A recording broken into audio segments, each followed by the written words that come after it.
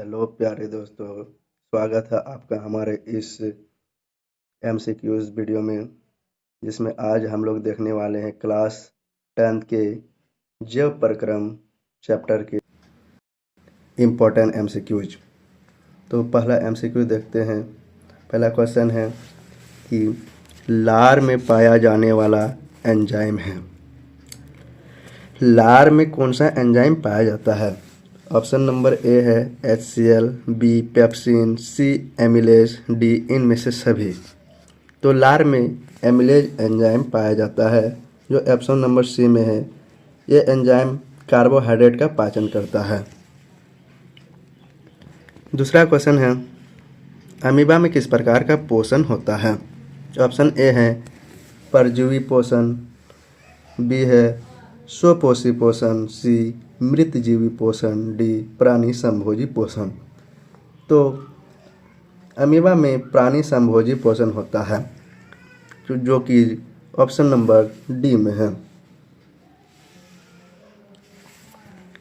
अगला प्रश्न है, आहार नली के किस भाग में भोजन का अंतिम पाचन होता है? आहार नली के किस भाग में भोजन का अंतिम पाचन होता है? ऑप्शन ए आमाशय, बी मुखगुहा, सी बड़ी आंत, डी छोटी आंत। तो इसका करेक्ट ऑप्शन हो जाएगा छोटी आंत। छोटी आंत में भोजन का अंतिम पाचन होता है। अगला प्रश्न है, श्वसन के दौरान गैसों का आदान प्रदान यहाँ होता है। ऑप्शन ए है श्वास नली और स्वर यंत्र, बी है फेफड़ों के कुपिका, सी है कुपिका और गला, डी है गला और स्वर यंत्र। कहाँ पर होता है श्वसन के दौरान गैसों का आदान प्रदान? तो इसका करेक्ट ऑप्शन हो जाएगा ऑप्शन नंबर बी, फेफड़ों की कुपिका में। यहाँ पर ऑक्सीजन और CO2 का विनिमय होता है उच्च सांद्रता से निम्न सांद्रता की ओर। मतलब कुपिका से में जो ऑक्सीजन होता है वायुमंडल द्वारा लिया गया है, वो रक्त में जाता है, और रक्त में जो CO2 होता है वो कुपिका में आता है, फेफड़ों की कुपिका में। इसीलिए इसका आंसर हो गया। अगला प्रश्न है, रक्त में ऑक्सीजन कौन वहन करता है? रक्त में ऑक्सीजन कौन वहन करता है? ऑप्शन ए है श्वेत रक्त कण यानी WBC, B haemoglobin, C platelets और डी प्लाज्मा। तो इसका करेक्ट ऑप्शन हो जाएगा हीमोग्लोबिन। हीमोग्लोबिन ऑक्सीजन को वहन करता है। अगला प्रश्न है, मछली का मुख्य श्वसन अंग है। मछली का मुख्य श्वसन अंग क्या है? किससे वो अपना रेस्पिरेशन करता है? तो ऑप्शन क्या क्या है? ए त्वचा, बी फेफड़ा, सी गिल्स, डी नाक। तो मछली का श्वसन अंग है गिल्स, जो कि ऑप्शन नंबर सी में प्रेजेंट है। अगला क्वेश्चन है, स्वपोषी पोषण के लिए आवश्यक है। क्या क्या आवश्यक है स्वपोषी पोषण के लिए? ऑप्शन ए में है CO2 तथा जल, बी है क्लोरोफिल, सी है सूर्य के प्रकाश, डी है उपरोक्त सभी। तो इसका करेक्ट ऑप्शन हो जाएगा उपरोक्त सभी। स्वपोषी पोषण के लिए ये तीनों ही आवश्यक है, इसलिए इसका करेक्ट ऑप्शन हो जाएगा ऑप्शन नंबर डी, उपरोक्त सभी। अगला प्रश्न है, किडनी की रचनात्मक और कार्यात्मक इकाई क्या है? मतलब किडनी की सबसे छोटी इकाई क्या है? किससे किडनी बना होता है? ऑप्शन ए है न्यूरॉन, बी फेफड़ा, सी नेफ्रॉन, डी इनमें से कोई नहीं। तो इसका करेक्ट ऑप्शन हो जाएगा नेफ्रॉन। नेफ्रॉन से ही किडनी का निर्माण होता है। क्वेश्चन नंबर 9 है, भोजन का सरल रूप में टूटना क्या कहलाता है? ऑप्शन ए है परिवहन, बी पाचन, सी उत्सर्जन, डी अपचयन। जैसा कि हम लोग भोजन करते हैं तो वह भोजन मुंह से ही टूटना स्टार्ट हो जाता है। तो हम लोग का क्यों टूटता है भोजन? पाचन के लिए। इसीलिए इसका करेक्ट ऑप्शन हो जाएगा बी पाचन। अगला प्रश्न है, पौधों में भोजन बनने की प्रक्रिया क्या कहलाती है? पौधों में भोजन बनने की प्रक्रिया क्या कहलाती है? ऑप्शन ए श्वसन, बी पाचन, सी प्रकाश संश्लेषण, डी परिवहन। तो जो पौधा में भोजन बनाता है उस प्रक्रिया को प्रकाश संश्लेषण कहा जाता है। क्वेश्चन नंबर 11 है कि प्रकाश संश्लेषण प्रक्रिया के दौरान उत्पन्न होने वाली ऑक्सीजन कहाँ से प्राप्त होता है? मतलब जो प्रकाश संश्लेषण होता है और जो प्लांट से हम लोगों को ऑक्सीजन मिलती है वो ऑक्सीजन कहाँ से आती है, कि कौन बनाता है? वो जल, ऑप्शन नंबर ए जल, बी क्लोरोफिल, सी कार्बन डाइऑक्साइड, डी ग्लूकोज। तो इसका करेक्ट ऑप्शन हो जाएगा जल। जो जल है उसके द्वारा ऑक्सीजन आता है।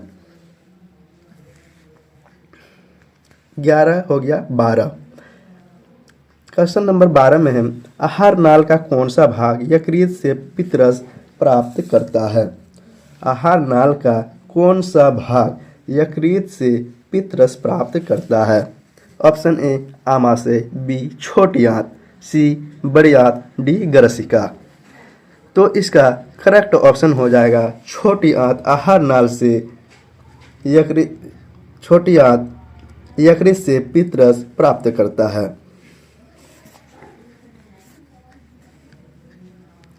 मनुष्य का हृदय कितने कोष्ठ का बना होता है?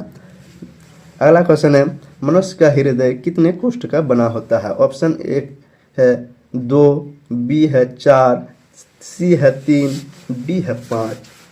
तो जैसे कि हम लोग का हृदय में 2 आलिन तथा 2 निलय होता है जो कि मिलाकर हुआ 4, इसीलिए इसका करेक्ट ऑप्शन हो जाएगा बी 4।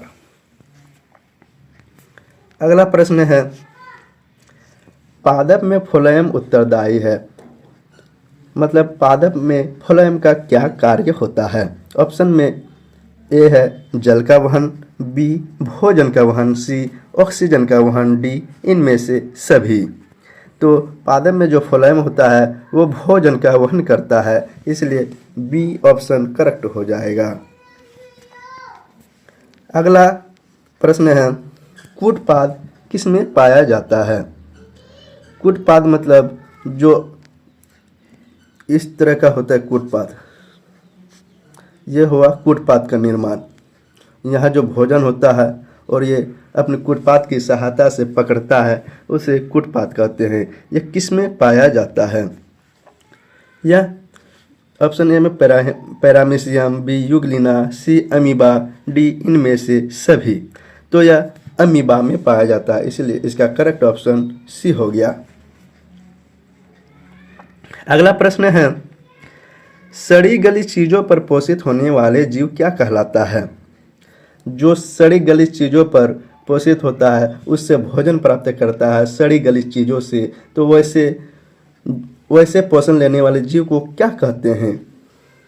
ए नंबर में है स्वपोषी, बी में है मृतजीवी, सी परपोषी, डी परजीवी। तो इसका करेक्ट ऑप्शन हो जाएगा मृतजीवी, जो सड़ी गली मृत चीजों से लेता है, इसलिए इसका आंसर हो जाएगा बी। अगला प्रश्न है वे सभी प्रक्रम जो सम्मिलित रूप से अनुरक्षण का कार्य करते हैं वे क्या कहलाते हैं? ए जैव प्रक्रम, बी अजैव प्रक्रम, सी पोषण, डी स्वपोषी।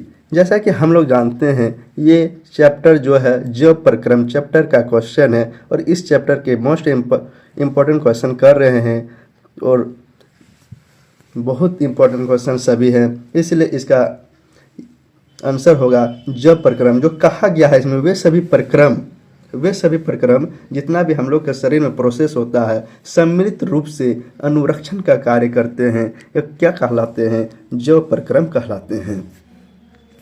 अगला प्रश्न है मनुष्य आहार नाल का सबसे लंबा भाग कौन सा होता है? मनुष्य आहार नाल जो पाचन तंत्र का होता है उसमें से सबसे लंबा भाग कौन सा होता है? ऑप्शन ए ग्रसिका, बी ग्रसनी, सी छोटी आंत, डी बड़ी आंत।